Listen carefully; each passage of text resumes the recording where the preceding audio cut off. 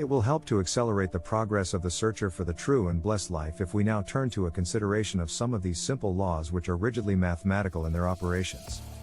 The elementary laws never apologize. All life is one, though it has a diversity of manifestations. All law is one, but it is applicable and operative in a variety of ways.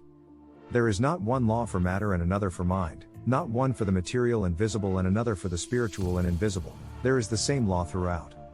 There is not one kind of logic for the world and another for the spirit, but the same logic is applicable to both. Men faithfully, and with unerring worldly wisdom, observe certain laws or rules of action in material things, knowing that to ignore or disobey them would be great folly on their part, ending in disaster for themselves and confusion for society and the state, but they err in supposing and believing that the same rules do not apply in spiritual things, and thereby suffer for their ignorance and disobedience. It is a law in worldly things that a man shall support himself, that he shall earn his living, and that he that will not work, neither shall he eat. Men observe this law, recognizing its justice and goodness, and so earn the necessary material sustenance. But in spiritual things men, broadly speaking, deny and ignore the operation of this law. They think that, while it is absolutely just that a man should earn his material bread, and that the man who shirks this law should wander in rags and want, it is right that they should beg for their spiritual bread, think it to be just that they should receive all spiritual blessings without either deserving or attempting to earn them. The result is that most men wander in spiritual beggary and want, that is, in suffering and sorrow, deprived of spiritual sustenance, of joy and knowledge and peace. If you are in need of any worldly thing, food, clothing, furniture, or other necessary, you do not beg of the storekeeper to give it to you, you ask the price of it, pay for it with your money, and then it becomes your own. You recognize the perfect justice in giving an equivalent for what you receive, and would not wish it to be otherwise. The same just law prevails in spiritual things. If you are in need of any spiritual thing, joy, assurance, peace, or what else soever, you can only come into full possession of it by giving an equivalent. You must pay the price for it. As you must give a portion of your material substance for a worldly thing, so you must give a portion of your immaterial substance for a spiritual thing. You must yield up some passion or lust or vanity or indulgence before the spiritual possession can be yours.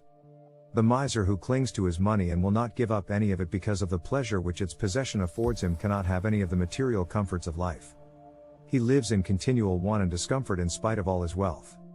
The man who will not give up his passions, who clings to anger, unkindness, sensuality, pride, vanity, self-indulgence, for the momentary pleasure which their gratification affords him, is a spiritual miser. He cannot have any spiritual comforts, and suffers continual spiritual want and uneasiness in spite of the wealth of worldly pleasures which he fondly hugs and refuses to give up.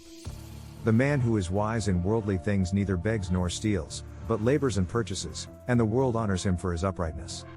The man who is wise in spiritual things neither begs nor steals, but labors in his own inner world, and purchases his spiritual possessions. Him the whole universe honors for his righteousness. It is another law in worldly things that a man who engages himself to another in any form of employment shall be content with the wages upon which he agreed. If at the end of his week's work, and on receiving his wages, he were to ask his employer for a larger sum, pleading that, though he could not justly claim it and did not really deserve it, yet he expected it, he would not only not receive the larger sum but would, doubtless, be discharged from his post. Yet in spiritual things men do not think it to be either foolish or selfish to ask for those blessings, spiritual wages, upon which they never agreed, for which they never labored, and which they do not deserve. Every man gets from the law of the universe that upon which he agrees and for which he works, no more, no less, and he is continually entering into agreements with the supreme law, the master of the universe. For every thought and act which he gives he receives its just equivalent, for all work done in the form of deeds he receives the wages due to him. Knowing this, the enlightened man is always content, always satisfied, and in perfect peace, knowing that whatever he receives, be it that men call misfortune or good fortune, he has earned. The great law never cheats any man of his just due, but it says to the railer and the complainer, friend, didst thou not agree with me for a penny a day? Again, if a man would grow rich in worldly goods he must economize, and husband his financial resources until he has accumulated sufficient capital to invest in some branch of industry. Then he must judiciously invest his little store of capital, neither holding it too tightly nor letting it go carelessly. He thus increases both in worldly wisdom and worldly riches. The idle spendthrift cannot grow rich, he is wasteful and riotous. He who would grow rich in spiritual things must also economize, and husband his mental resources. He must curb his tongue and his impulses, not wasting his energy in idle gossip, vain argument, or excesses of temper. In this way he will accumulate a little store of wisdom, which is his spiritual capital, and this he must send out into the world for the good of others, and the more he uses it the richer will he become. Thus does a man increase in both heavenly wisdom and heavenly riches. The man who follows his blind impulses and desires and does not control and govern his mind is a spiritual spendthrift. He can never become rich in divine things.